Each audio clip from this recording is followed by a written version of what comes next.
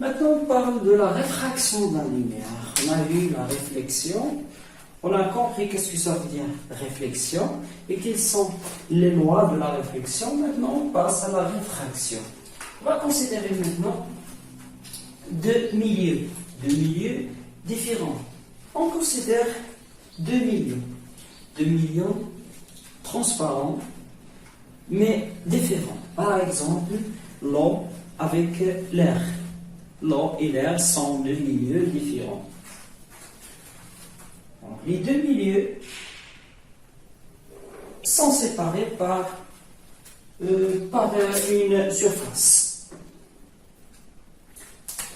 Milieu 1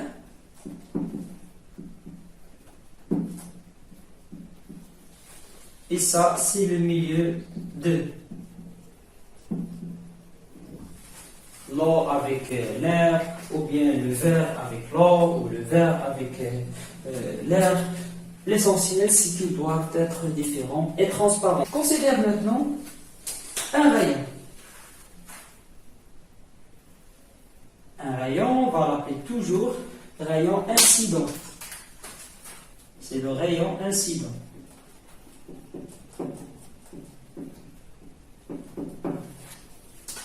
La droite perpendiculaire à la surface et qui passe par ce point-là est appelée la normale. La normale. L'angle entre le rayon incident et la normale, c'est toujours l'angle d'incidence. C'est l'angle d'incidence qu'on va noter maintenant I1, parce qu'on a un milieu 1, donc c'est I1. Vous pouvez aussi noter I si vous voulez. Ce n'est qu'un symbole. Donc on a deux milieux ici. Deux milieux sont transparents. Tous les deux sont transparents. Ça veut dire que la lumière ne va pas être réfléchie, mais elle va traverser l'autre milieu, mais elle ne va pas respecter la même direction. Ça veut dire qu'il ne va pas traverser comme ça. Non, parce que les deux milieux sont différents, donc le rayon va sortir comme ça, avec un autre angle I2. I2. On appelle ce phénomène-là la réfraction de la lumière. On dit que le rayon est réfracté. Donc, ça, on va appeler rayon réfracté. Rayon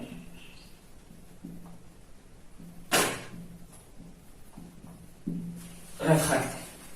L'indice de réfraction d'un milieu, l'indice de réfraction N d'un milieu, il nous donne une idée sur la manière que le milieu, la manière avec laquelle la lumière est propagée dans ce milieu. Par exemple, le vide a un indice de réfraction qui est égal à 1. Les autres milieux ont des indices de réfraction relatifs au vide.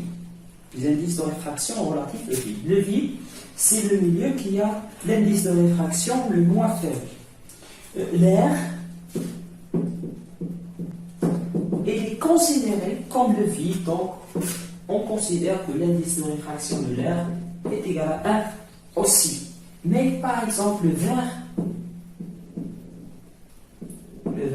a un indice de réfraction N est égal à 1,5 est supérieur à l'indice de réfraction de l'air et de vide.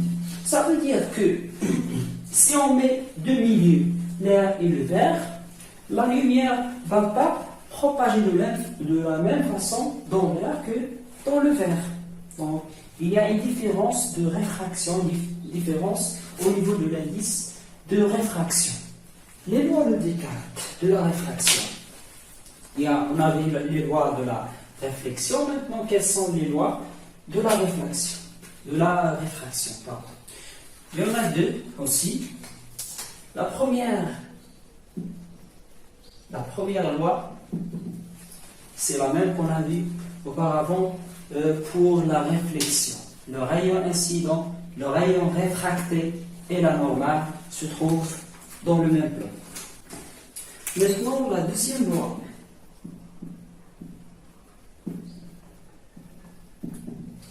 La deuxième loi. On a milieu 1. Un milieu 1, bien sûr, il a un indice de réfraction N1.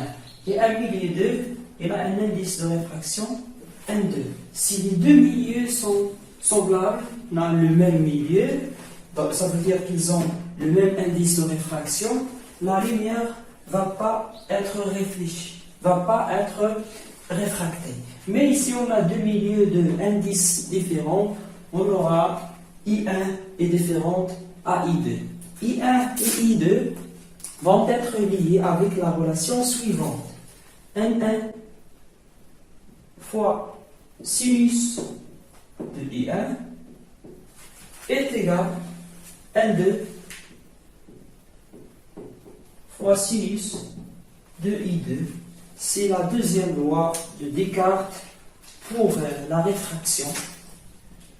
Il nous donne la relation qui lie l'indice de réfraction du milieu 1, l'angle d'incidence, et l'indice de réfraction du milieu 2 et l'angle de réfraction. On fait maintenant un exercice d'application pour récapituler ce qu'on a vu, soit dans la réflexion et dans la réfraction. On considère un demi-disque en verre,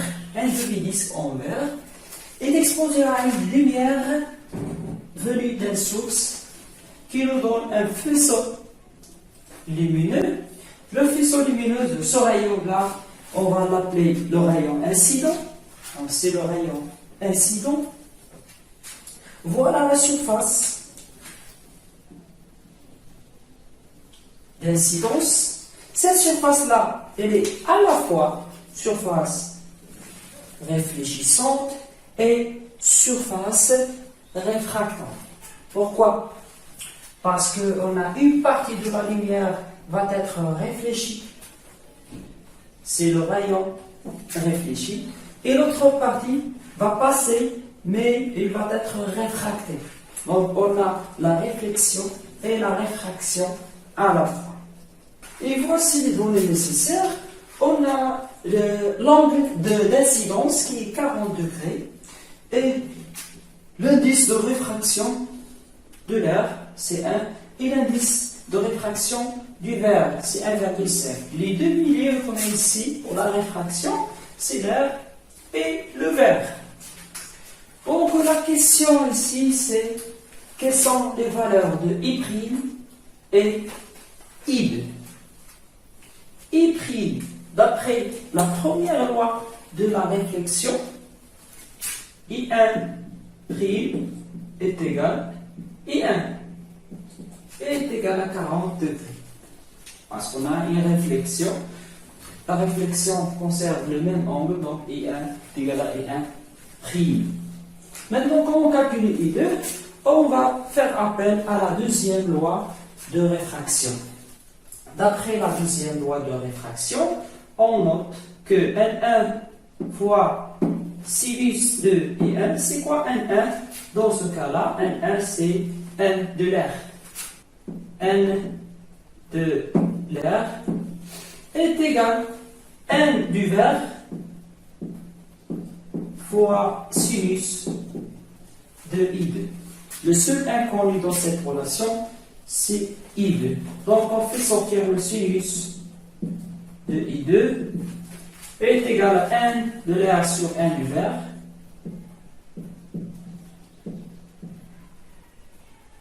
fois sinus de I1. On fait une application numérique. N de l'air c'est 1 et N du verre c'est 1,5 fois sinus de I1 sinus de 40 est égal, si je ne me trompe pas, 0,43 presque. Maintenant, on ne veut pas sinus de I2, mais on veut la valeur de I2. I2, donc, est égal le sinus moins 1 de 0,43. C'est la fonction inverse. C'est le sinus moins 1 du sinus. Donc, vous avez dans votre calculatrice cette fonction-là. Il suffit de cliquer sur Shift et puis sur sinus moins 1 et vous tapez 0,45. Vous allez trouver l'angle. Et je crois inférieur, et sur inférieur à 40.